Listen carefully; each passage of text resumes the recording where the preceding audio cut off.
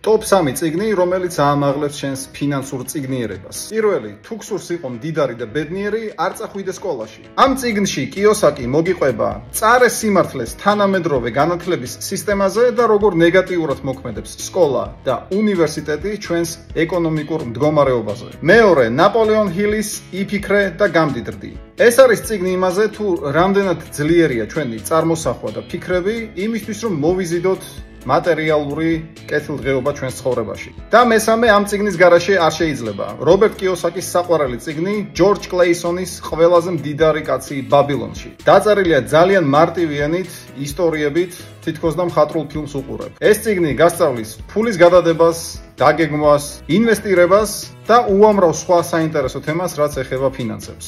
თუ გსურს გაიგო, როგორ უნდა შეფუთო შენი ცოდნა ონლაინ ინფო ბიზნესად, მაგალითად თუ ხარ ფსიქოლოგი, მასწავლებელი და ზოგადად ყიდი შენს ცოდნას ინტერნეტში, ინდივიდუალურ კონსულტაციაზე ჩასაწერად გადადი Instagram-ზე და იქ მოგწერე სიტყვა კვიზი.